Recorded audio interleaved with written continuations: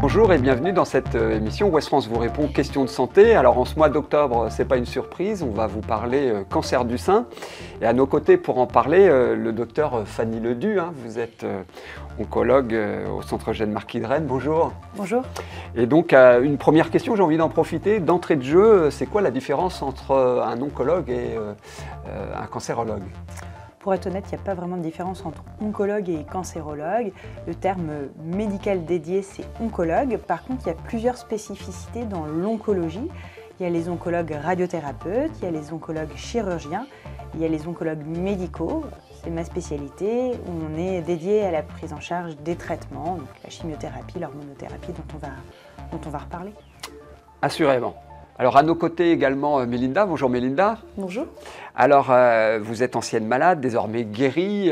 Votre cancer date de quand et a duré combien de temps ? Alors le cancer a été diagnostiqué en 2008 et la fin des traitements était en 2019. D'accord. Des rechutes entre-temps ? Non. Non, vous avez été épargné de ce côté-là. Oui. Très bien. Il nous semblait intéressant de vous avoir à nos côtés pour évoquer votre expérience et puis aussi porter un message d'espoir. Donc bienvenue à nos côtés Mélinda.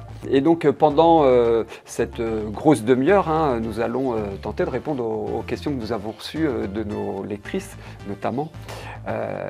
Les lectrices qui nous ont envoyé leurs questions en amont de cette émission.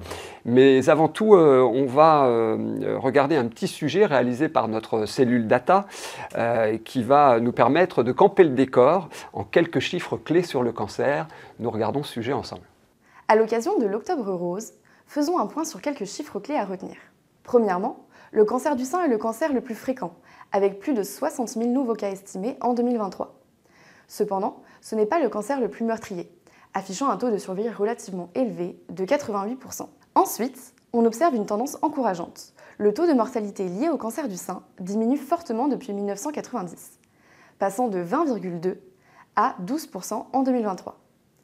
Cependant, il faut noter que le nombre de décès annuels continue d'augmenter, mais il augmente beaucoup moins vite que le nombre de cas détectés. Cette augmentation des cas peut être attribuée à plusieurs facteurs. Vieillissement de la population, hausse des facteurs de risque, donc par exemple les traitements hormonaux pour la ménopause, et un meilleur dépistage. À ce propos, le taux de participation au dépistage des femmes éligibles a connu une forte hausse jusqu'en 2012, mais a tendance à baisser depuis. Même s'il remonte après le creux du Covid-19, le taux de participation au dépistage est encore sous le niveau de 2012. Le taux de dépistage varie d'un département à l'autre. Le taux de participation au dépistage est particulièrement bas en région parisienne, notamment à Paris, où seulement 28% des femmes ont participé en 2021-2022.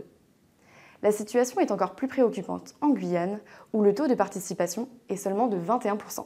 Donc alors une petite précision sur les chiffres qu'on vient de découvrir ensemble. Conor Owen dit que ce n'est pas le cancer le plus meurtrier, c'est cancer masculin et féminin confondus, puisque chez les femmes, ça reste quand même le cancer malheureusement le plus mortel. C'est bien ça, docteur Ledu ?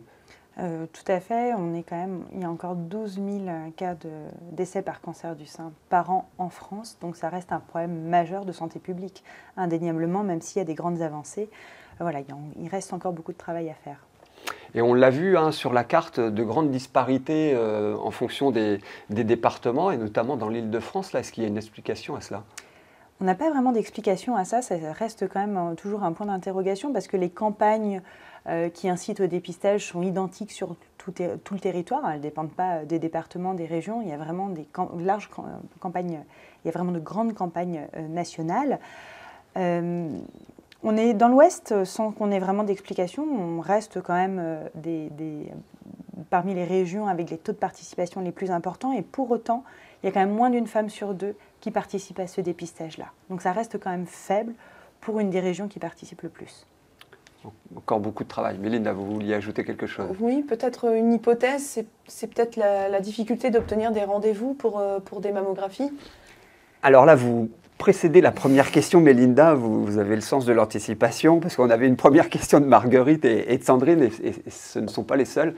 Beaucoup nous ont interrogés justement sur la difficulté de trouver un rendez-vous rapidement. Certaines personnes évoquent même 3 ans d'attente, ce qui paraît assez dingue. Comment on peut expliquer ça? Alors, plusieurs choses, mais c'est vrai que ces taux-là, ils ont toujours été faibles, même avant qu'on ait des difficultés à avoir les rendez-vous, ce qui est un constat évident en ce moment sur ces difficultés de prise de rendez-vous. On fait face, pour ce qui est des dépistages, à la problématique constante en médecine en ce moment, à la faible démographie médicale. Hein, c'est valable pour la radiologie, pour l'oncologie, et donc forcément avec des délais de prise en charge qui sont allongés, qui sont parfois inquiétants, mais pour lesquels, pour le moment, on a peu de solutions à proposer, ce qui est réel. Je pense qu'il faut insister et peut-être différencier les différents types d'examens. La mammographie de dépistage, pour lequel il n'y a pas forcément de critères d'urgence, il faut essayer d'être régulier bien évidemment, mais il n'y a pas cette urgence-là. Par contre, la mammographie demandée parce qu'on a palpé une masse, qui là nécessite par contre un examen rapide, et ça c'est très important, des demandes qui sont faites aux radiologues, que ce soit précisé, que le médecin traitant, des fois, passe un coup de téléphone à son contact radiologue. Et là, dans ces cas-là, on doit avoir des délais rapides. On va l'évoquer parce qu'on a une petite question sur le sujet. Vous, Mélinda, vous avez décelé votre cancer en 2008. Est-ce que vous avez rencontré des difficultés là, pour obtenir des rendez-vous sur votre suivi Alors pas au début, pas les premières années. Bon, j'avais une prise en charge au centre hospitalier, donc c'était un peu plus facile. Et puis c'est peut-être ces dernières années, là, ces 3-4 dernières années où effectivement c'est compliqué. D'accord. Alors effectivement, une question qui se rapporte à ces questions de dépistage, c'est celle de Lucie. Pourquoi le dépistage ne se pratique pas plutôt le dépistage, là, c'est 50-74 ans hein, sur la campagne. Lucie estime que c'est tard, 50 ans. Hélène, une autre de nos lectrices, propose dans le même esprit d'offrir un dépistage à 40 ans. Alors j'ajouterais hein, que le cancer, plus il est détecté tôt, plus les chances de survie augmentent. Et puis parallèlement, les traitements sont aussi moins lourds, ce qu'on oublie parfois, mais c'est important. Alors pourquoi pas un dépistage plus précoce, docteur Ledu, c'est une question de moyens? Non, ce n'est pas une question de moyens, c'est une question de preuve et il y a une nuance que je voudrais apporter. Il y a souvent une confusion entre le dépistage organisé et la nécessité de diagnostic et de vigilance chez certaines patientes. Pour l'instant, le seul élément qui nous fait faire du dépistage, c'est un critère d'âge. C'est à plus de 50 ans, il faut faire un dépistage. Ça ne veut pas dire qu'il n'y a pas de risque chez les patientes qui ont moins de 50 ans. Ça veut dire par contre que de 50 à 74 ans, quand on fait un certain nombre de mammographies, on évite des décès par cancer du sein. On sait qu'à peu près pour 250 patientes invitées, il y a un décès par cancer du sein qui est évité. Dans les études qui ont été faites chez des patientes plus jeunes, on se retrouvait à devoir faire énormément de mammographies pour pouvoir avoir un bénéfice pour une patiente.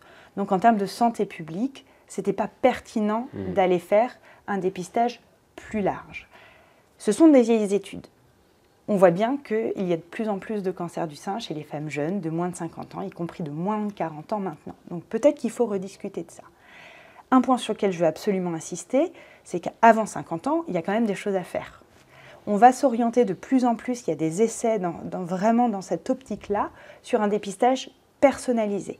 C'est-à-dire que si on a des antécédents familiaux, si on a des seins denses qui sont compliqués à palper et même à analyser avec certaines techniques, par exemple de mammographie, on peut proposer des suivis plus précoces. Et ça, c'est vraiment le message que je voudrais faire passer, c'est si vous avez des antécédents, si vous avez déjà eu besoin de mammographie parce qu'il y avait un petit nodule palpé, certes bénin, c'est très important quand vous allez voir votre médecin et votre gynécologue d'en parler, parce que ça peut amener pour vous à avoir des mammographies ou des échographies avant 50 ans. Ce n'est pas le dépistage organisé, mais c'est un dépistage individualisé. Et ça existe déjà. D'accord. Ça a peut-être été votre cas, Mélinda. Est-ce que vous avez été dépistée dans le cadre d'un dépistage classique là, sur ces tranches d'âge? Je ne pense pas. Non, c'était au cours d'un suivi gynécologique régulier. Donc oui, d'où l'importance de le faire de manière régulière. Tout à fait. Alors, Marie-Claude a une question aussi du même ordre, mais à l'autre bout de la tranche d'âge, pourquoi pas un dépistage dans le cadre classique là, des campagnes au-delà de 74 ans?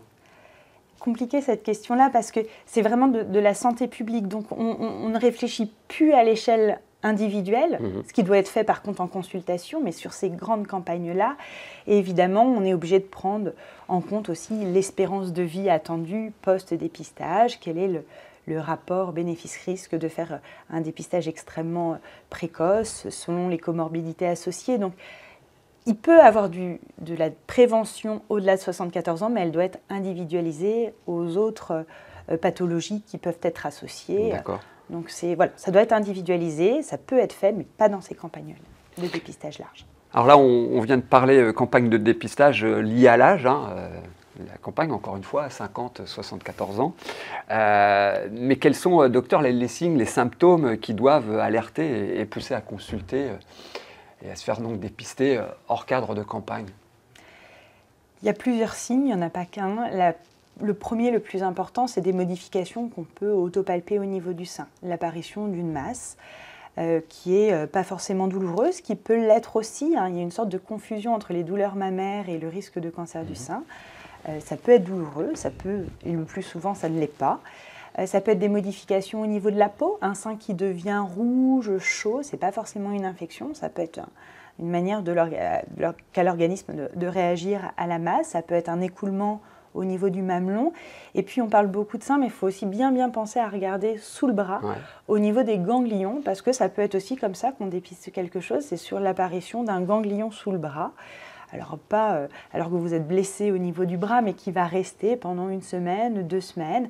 Là, ça doit être un signe d'alerte. Qui doit vous pousser à consulter à tout le moins son médecin traitant. Médecin traitant dans un premier temps, c'est parfait. Très bien. Alors Marilyn nous demande à quand un dépistage sans mammographie, qui pour certaines femmes est un examen douloureux, et Marilyn n'est pas la seule à nous avoir fait remarquer que ça pouvait être douloureux. Avant de donner la parole au docteur Ledu sur cet aspect, Mélinda, c'est quelque chose que vous avez pu constater pour vous, c'était douloureux, ça l'a peut-être été parfois, non. Oui, ça a été douloureux, c'est souvent douloureux. Et oui, je pense qu'on partage tout ça. Et on rêve d'une technologie plus douce. Plus douce, voilà. D'accord. Et donc, alors, justement, incontournable, docteur Ledu, cette mammographie Je ne vais pas faire plaisir, je vais plutôt envie de répondre oui. Il y a quelques petites nuances à apporter. C'est à l'heure actuelle quasiment dans la quasi-totalité des situations le meilleur examen qu'on puisse avoir. Ça dépend beaucoup en fait de la densité des seins, de l'âge de la patiente. Et puis la densité, il y a un côté très génétique à ça aussi. Donc il y a des nuances qui peuvent être apportées. Des fois, une échographie peut faire aussi bien. Une IRM peut être nécessaire pour compléter, mais c'est sûr que la base, l'examen initial quasiment nécessaire pour tout radiologue reste la mammographie. Elle s'améliore sur les techniques d'analyse, sur la précision, mais pas sur le confort pour la patiente malheureusement. Bon. Alors Myriam, qui rebondit aussi là-dessus, nous disait, mammographie oui, et puis dès qu'il y a un doute, échographie. Alors justement, pourquoi pas d'entrée débuter par une échographie qui semble être moins douloureuse? En fait, c'est 2 examens qui sont complémentaires. Ça dépend beaucoup, encore une fois, de la densité des seins. La mammographie, elle peut être très bien sur des seins qui sont quand même un petit peu graisseux. Quand les seins sont très denses, l'échographie apporte des compléments. Puis on n'a jamais un sein qui est entièrement graisseux ou entièrement dense. Donc on se retrouve souvent à la confluence des deux. Et c'est 2 examens qui se complètent très bien. Il y a des lésions qu'on va voir que sur la mammographie parce que ça donne des petites calcifications qu'on ne verra pas à l'échographie. L'inverse peut être vrai aussi, donc c'est une précaution supplémentaire que peuvent prendre les radiologues. Malheureusement, l'échographie peut être prise à défaut de manière assez régulière, donc ça me paraît juste, hormis peut-être chez des femmes très très jeunes, de ne faire qu'une échographie si on a un réel doute. Je mets de côté les femmes jeunes quand même, et des petites nuances qu'on peut apporter. Alors, il y avait beaucoup de questions là autour des mammographies, des échographies, et puis je crois que vous allez très prochainement à Rennes conduire un petit peu de vulgarisation autour de l'autopalpation. Est-ce que c'est fiable? Est-ce que, en respectant scrupuleusement les bons gestes, c'est quelque chose à préconiser?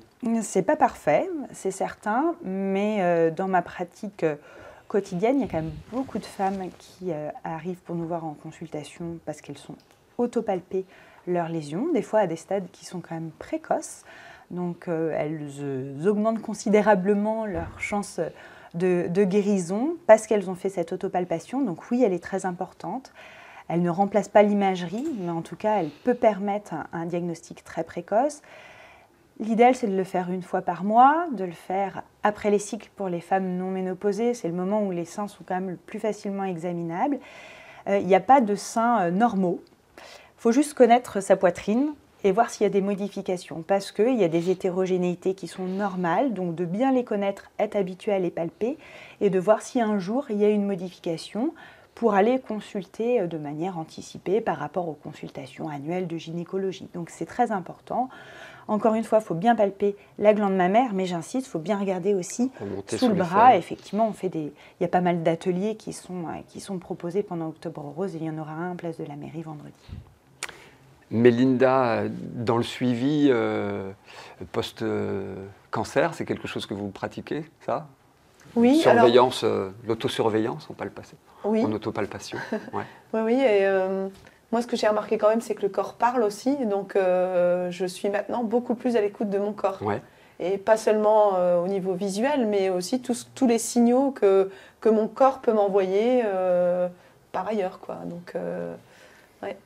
Bon, très bien. Alors, une autre question sur les traitements. En quelques mots déjà, docteur Ledus, si vous pouvez redire quelles sont les différences entre la chimiothérapie, la radiothérapie et l'hormonothérapie en quelques mots, et dans quel cas ils sont préconisés, tel traitement est plutôt préconisé qu'un autre? Alors déjà, ces traitements-là, quand on parle de maladies localisées du cancer du sein, c'est des traitements qui vont venir compléter la chirurgie. Le traitement qui guérit, c'est la chirurgie. Et ces traitements-là vont venir en complément pour diminuer le risque de récidive. Il y a la radiothérapie, qui est un complément local, qui diminue le risque de récidive locale. On va irradier, on va faire des rayons au niveau de la glande mammaire. Il y a la chimiothérapie et l'hormonothérapie. On dit que ce sont des traitements systémiques. Ça veut dire que c'est des traitements qui vont agir dans tout le corps. Donc, ils vont avoir pour objectif de traiter d'éventuelles cellules, je veux dire, qui auraient eu la mauvaise idée de partir déjà à distance. Donc ces traitements-là, ils vont avoir majoritairement pour objectif de diminuer le risque de récidive à distance, donc de diminuer le risque d'avoir des métastases. Et ils agissent de manière un petit peu différente. La chimiothérapie, on peut en discuter pour tous les cancers du sein. L'hormonothérapie, c'est un traitement qu'on dit ciblé. Donc il ne peut être proposé qu'à certaines patientes, les patientes qui ont des cancers qu'on dit sensibles aux hormones ou hormonodépendants, pour aller bloquer l'action de ces hormones qui sont en partie responsables du coup du développement du cancer. Mais ils ont le même objectif. Est-ce que ces deux derniers traitements, que sont la radiothérapie et l'hormonothérapie, sont plus lourds en termes de traitement et d'effets secondaires? Je vais faire la réponse médicale et je pense que ce ne sera pas la même que la réponse patiente parce que nous, on a toujours eu l'impression que le pire des traitements, c'était la chimiothérapie. Donc on parle beaucoup de la chimiothérapie, on fait très peur avec la chimiothérapie qui généralement dure à peu près 6 mois. Et quand on passe à l'hormonothérapie, c'est un comprimé par jour, alors pendant 5, 7, 10 ans, mais c'est qu'un comprimé. Donc on avait tendance à négliger l'impact de l'hormonothérapie. Et il y a une grande étude qui est sortie, qui a interrogé des centaines, des milliers de patientes, qui disait qu'en fait l'hormonothérapie avait un impact beaucoup plus important sur la qualité de vie que la chimiothérapie qui se faisait pendant un délai court. Donc je pense que ça nous a appris à être beaucoup plus modeste sur les présentations qu'on pouvait faire. Donc je me verrais mal classer la difficulté des traitements. Je pense qu'ils sont tous difficiles, pour être honnête. Mélinda, oui. Justement, vous voulez peut-être répondre à docteur Ledus. Je peux compléter et en fait, je pense que ça doit être variable aussi d'une patiente à une autre. Pour ma part, j'ai trouvé la chimiothérapie beaucoup plus difficile que l'hormonothérapie, alors que l'hormonothérapie a duré pour moi 10 ans. Mais comme je l'ai très très bien supportée, voilà, voilà. Alors que ce n'est pas forcément le cas de tout le monde. Je vois autour de moi, il y a des femmes qui ont vraiment du mal à supporter l'hormonothérapie. Ouais. Alors, question de Catel, justement, sur les effets secondaires et sur la radiothérapie.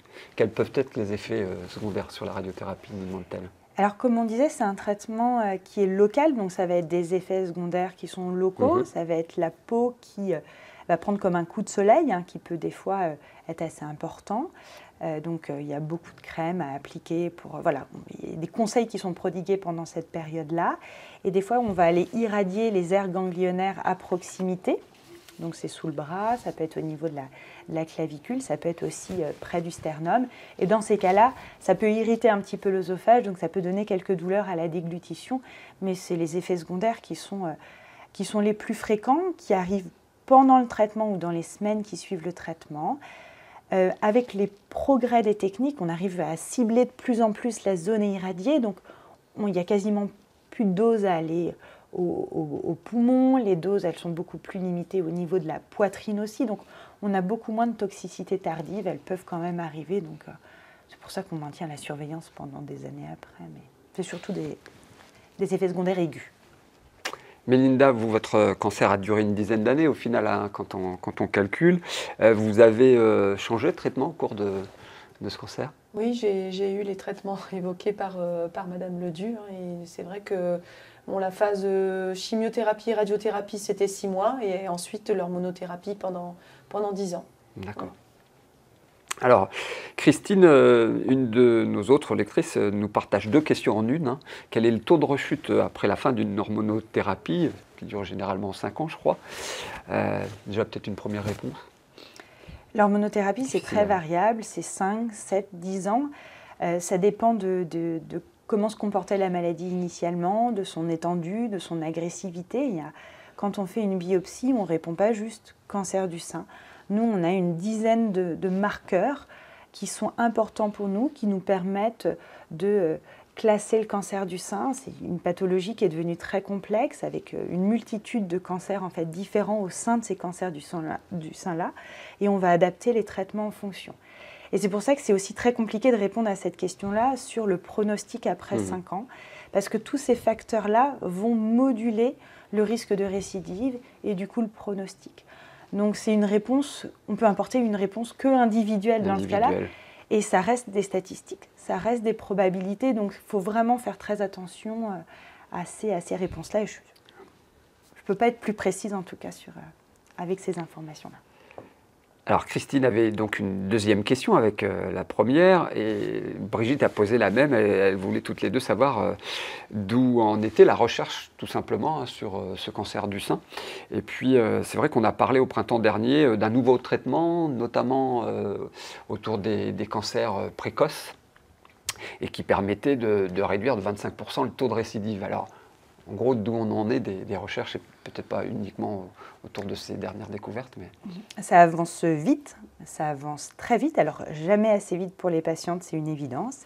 Mais il y a quand même des avancées, il y a eu des avancées majeures et dans quasiment tous les types de cancers du sein sur les dernières années. Un exemple, je ne suis pas encore très très vieille, on va dire que ça fait 8 ans que je suis oncologue. En début de semaine, toutes les patientes que j'ai vues et à qui j'ai débuté un traitement, elles avaient des traitements qui n'existaient pas quand j'ai commencé à pratiquer. Donc on voit bien qu'il y a une avancée, il y a une accélération des process de recherche qui sont encore en cours. On a au Centre Jeanne Marquis une unité dédiée à la recherche clinique avec des molécules qui arrivent tout juste, ce qu'on appelle les essais précoces, dont on ne connaît pas encore bien l'efficacité, jusqu'aux essais où on a déjà des signaux d'efficacité. C'est les essais qui sont faits juste avant qu'on ait l'autorisation d'utiliser les molécules. Et pour en revenir avec ce traitement-là, c'en est l'exemple parfait. C'est un médicament qu'on connaît depuis quelques années, avec un développement très rapide, qui a montré chez les dames qui avaient un cancer du sein métastatique que ça révolutionnait leur pronostic.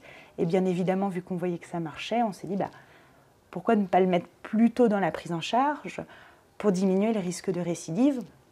On a eu la chance de participer au Centre Jeanne Marquis. Il y a beaucoup de patientes qui avaient accepté de participer à cet essai il y a 2-3 ans quand on l'a commencé. Et effectivement, on a observé que chez les dames qui avaient reçu ce médicament en plus de l'hormonothérapie, parce que c'est un médicament qui se couple à l'hormonothérapie, donc tout le monde n'est pas éligible, mais avec une intensification de cette hormonothérapie-là, on diminue, on a même des nouveaux résultats, c'est de 30% le risque de récidive et de 30% le risque d'avoir des métastases. Donc c'est indéniable qu'avec ce traitement, on guérit beaucoup plus de dames. Et ce traitement, on attend le remboursement dans les prochains jours pour pouvoir le prescrire maintenant à tout le monde. Donc la recherche nous permet, en l'espace de 2 ans, de proposer à toutes les patientes qui sont éligibles, c'est des critères particuliers, mais ça fait quand même un nombre assez important de patientes qui vont pouvoir en bénéficier, un nouveau traitement.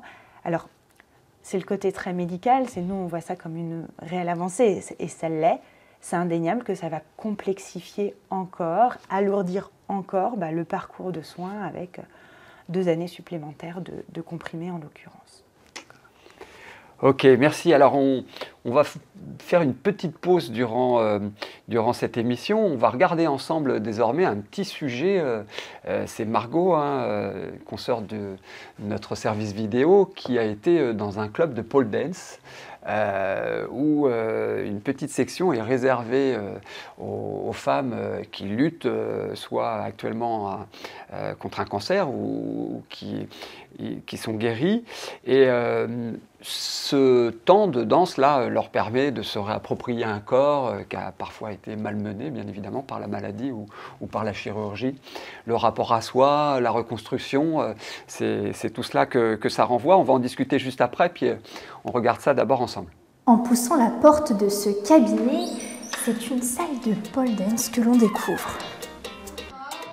Laurane a fondé Rose & Pole en 2021, une association qui propose gratuitement des cours de pole dance aux femmes atteintes d'un cancer du sein. Qu'est-ce qui se passe là aujourd'hui, Laurane? Donc, on a des femmes qui ont été atteintes par un cancer du sein qui sont venues découvrir la pole dance avec un accompagnant de leur choix. Les profs sont en binôme, Alice s'occupe de la partie technique et Laurane garde sa casquette de kinésithérapeute pour adapter les mouvements aux éventuelles douleurs. Quel est le conseil que tu viens de donner à Karine pour qu'elle ait moins mal? Je sais au point où elle en est dans sa rééducation que de toute façon du côté droit ça passera pas, elle n'essaie que à gauche aujourd'hui. J'ai beaucoup moins mal. C'est un défi au début parce qu'il a des mouvements qui en appréhendent. Pour moi c'est vraiment la tension des bras, se tenir sur le bras, ça tire beaucoup dans les selles.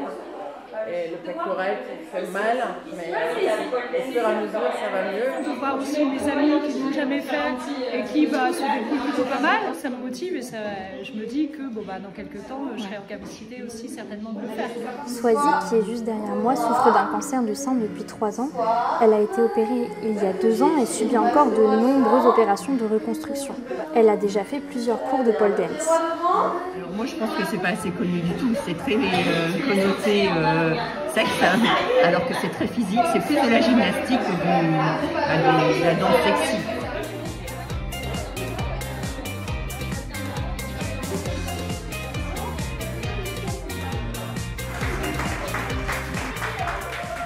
Ça y est, le cours est terminé, partons de la pêche aux premières réactions. J'ai trouvé ça très bien, c'est ludique et puis on progresse vite et on rigole bien. À la fin du cours, des t-shirts et des calendriers sont mis à la vente pour récolter des fonds pour offrir des cours aux femmes souffrant d'un cancer du sein. Elles s'inscrivent sur le site et elles viennent et la séance est offerte par l'association. Les cours adaptés aux personnes atteintes d'un cancer du sein ont lieu un samedi par mois. Et depuis 2 ans, Laurane et son équipe ont accompagné près de 60 femmes.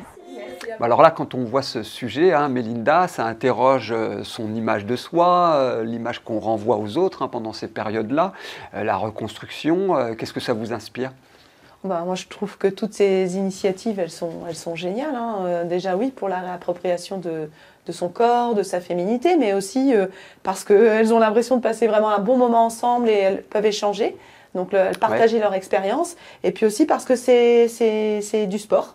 Et qu'on sait que pour la récidive, pour lutter contre les récidives et même pendant le parcours de soins, avoir une activité sportive, c'est important. Donc Donc c'est vraiment super. Pour l'hygiène Voilà. globale, l'hygiène de vie globale de la malade, quoi. Voilà. Bon, très bien.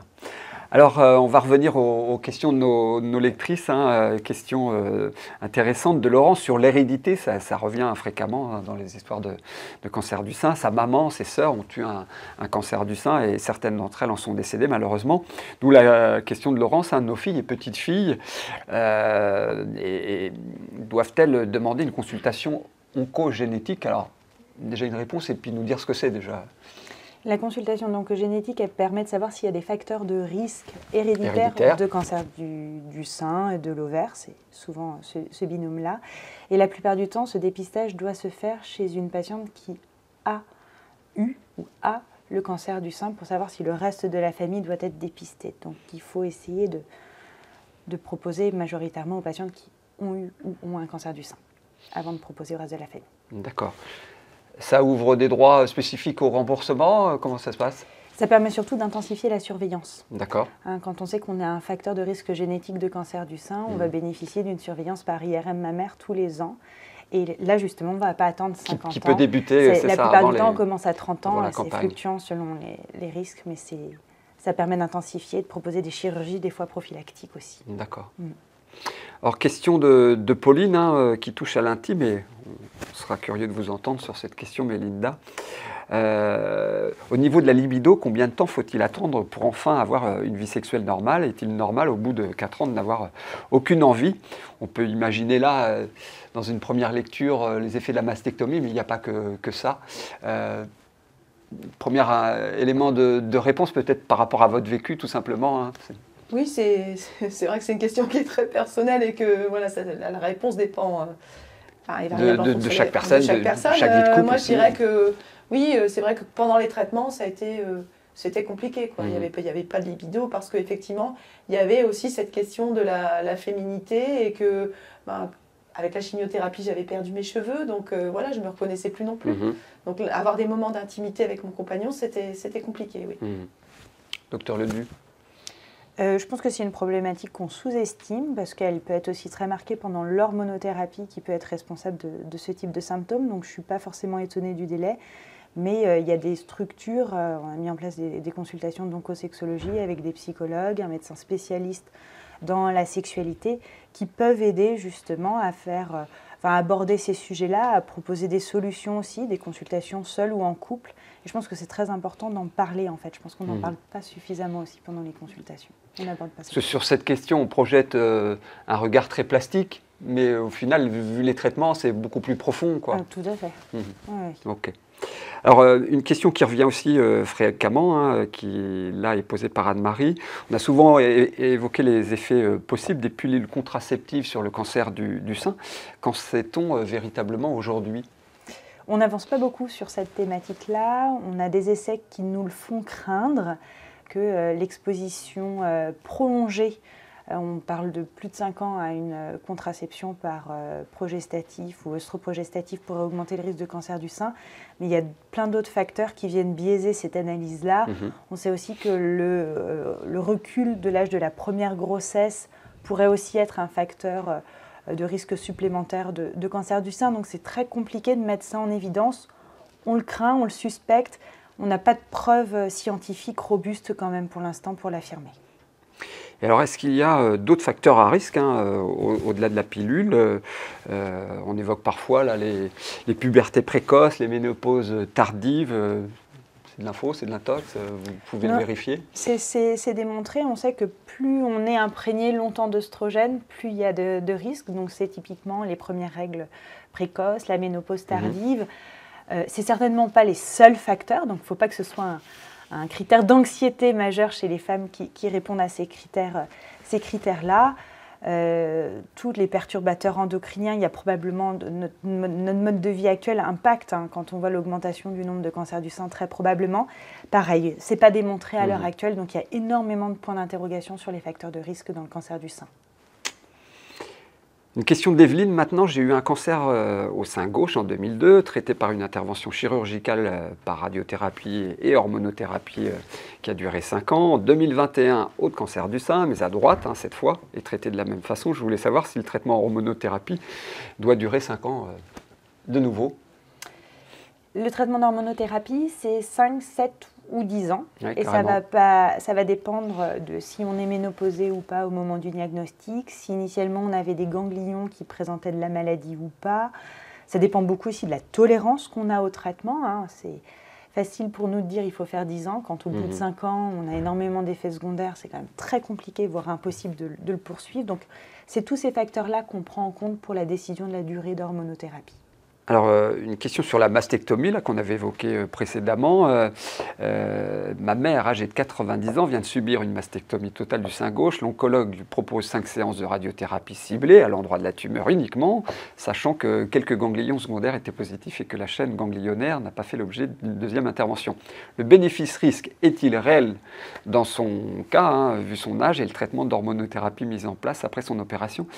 Mais avant de vous donner la parole pour répondre là, sur cet aspect strictement santé, docteur Ledoux, j'avais envie plutôt de me tourner vers Mélinda, car la question, en fait, elle est posée par Michel, sans E, c'est un homme.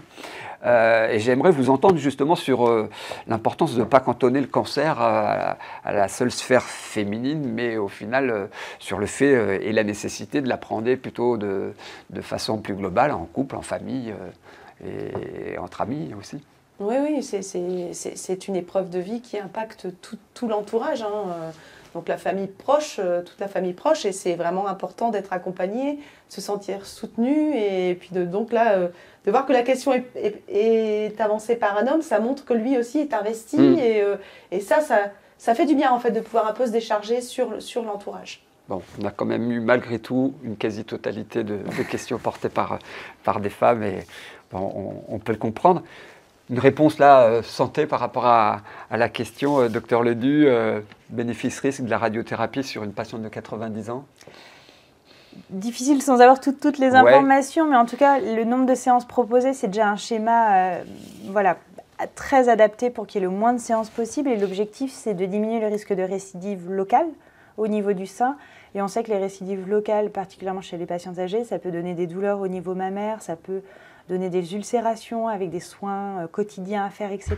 Donc, c'est aussi important de diminuer ce risque-là qui pourrait avoir un impact sur la qualité de vie. Ce n'est pas qu'une question de durée de vie, c'est aussi la qualité de vie post-cancer, et c'est ça qu'on essaye, à mon avis, de prévenir. Ok. Question de Cathy sur les implants mammaires, et là aussi, à visée esthétique, est-ce que c'est facteur de risque? Non. Plus maintenant, plus avec la surveillance qui est mise en place. Pas de problème dans l'absolu non. Si on ne va pas voir n'importe qui. Si on ne fait pas n'importe quoi, si on a une surveillance ensuite, si on le fait de manière encadrée avec des spécialistes qui mettent en place un suivi. Question pointue de Sabrina, où en est la recherche sur les cancers du sein triple négatif avec la mutation BCRA1? Expliquez-nous peut-être, avant de répondre, ce que c'est que cette mutation et les avancées éventuelles de la recherche autour de ça. La mutation BRCA, on vient un petit peu d'en parler, ça fait partie des mutations qui sont des facteurs de risque de développer, des facteurs de risque héréditaires, de développer un cancer du sein ou un cancer de l'ovaire. Ça a beaucoup évolué sur les dernières années. Avant, quand on savait qu'on avait la mutation, hormis faire de la surveillance, on ne faisait pas grand-chose. Là, maintenant, chez les patients qui ont un cancer du sein avec cette mutation-là, il y a des traitements spécifiques, des traitements dédiés qu'on ne peut proposer qu'à ces patients qui ont cette mutation-là. Pour essayer de faire simple, en fait, quand on a cette mutation-là, on n'arrive pas à bien réparer son ADN. Donc, on a des anomalies, on est plus à risque de faire des cancers, et en plus, on n'arrive pas à bien réparer ces cellules. Donc, c'est des médicaments qui aident à ça. Donc, il y a des médicaments maintenant dédiés. Ça fait partie de ces traitements personnalisés qu'on peut avoir. Donc, là aussi, dans le cancer du sein triple négatif, il y a eu des belles avancées. Merci bien. Alors, on arrive au terme de cette émission.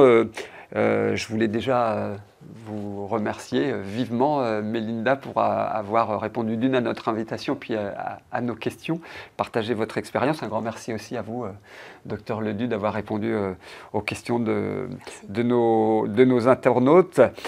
Alors avant de conclure, je voulais vous présenter ce calendrier. Il est réalisé en collaboration avec le club de pole dance dont on a parlé tout à l'heure et dont on a vu le sujet de Margot. Il regroupe plusieurs photos de femmes qui ont eu affaire à un cancer du sein ou qui luttent encore face à un cancer du sein. Elles ont accepté de poser devant l'objectif d'Anne-Cécile Estève.